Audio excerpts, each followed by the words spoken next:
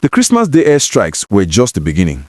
Donald Trump has dropped a new bombshell that has Abuja scrambling and the rest of us asking, is Nigeria becoming the next theater of war for the United States? The headline you saw is not clickbait. It is a direct warning from the White House. Trump threatens more U.S. airstrikes in Nigeria. If you thought the Christmas present bombardment on December 25, 2025 was a one-off event, you need to hear what the American president just told the New York Times.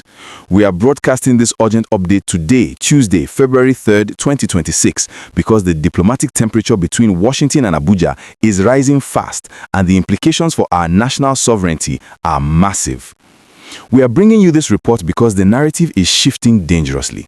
Remember back in December when U.S. fighter jets struck targets in the northwest? The Nigerian government immediately came out to say it was a joint operation. They told us they provided the intelligence. They tried to make it look like a partnership.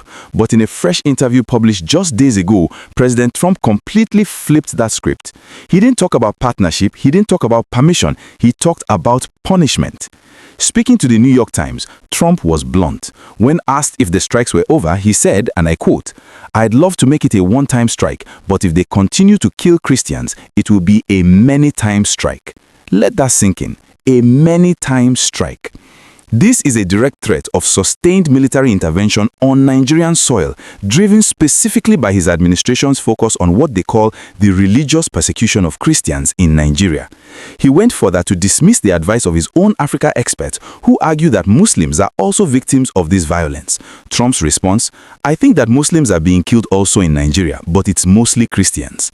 This statement has drawn a line in the sand. It suggests that future U.S. military actions will not be determined by the Nigerian military high command, but by Washington's assessment of religious violence in our country. Now, I want to pause here and ask you a very serious question. Do you think the U.S. is right to intervene directly to protect Christians, or do you see this as a violation of Nigeria's sovereignty?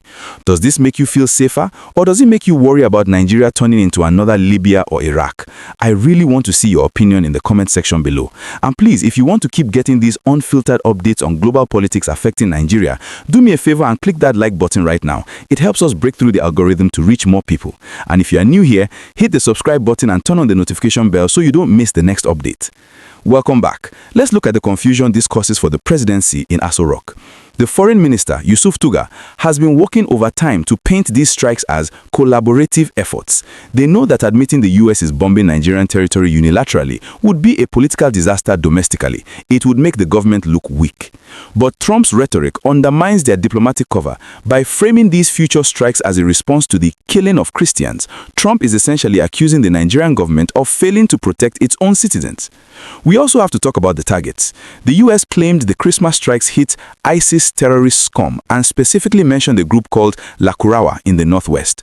But independent security analysts are raising eyebrows. Who exactly was killed? Where's the proof? The lakurawa group is a relatively new player compared to Boko Haram or ISWAP. Why them? Some critics are saying this is more about symbolism, a crusade narrative for Trump's domestic base in America, than a strategic blow against terrorism in Nigeria. The danger here is escalation. If the U.S. decides to launch many-time strikes without the full approval or coordination of the Nigerian military, what happens if they hit the wrong target? What happens if civilians are killed? We have seen this movie before in other countries. Collateral damage leads to anger, and anger breeds more radicalization. Furthermore, this Christian protection stance risks deepening the religious divide within Nigeria. By singling out one group as the sole victim worthy of U.S. protection, it could fuel conspiracy theories in the north that the West is fighting a war against Muslims.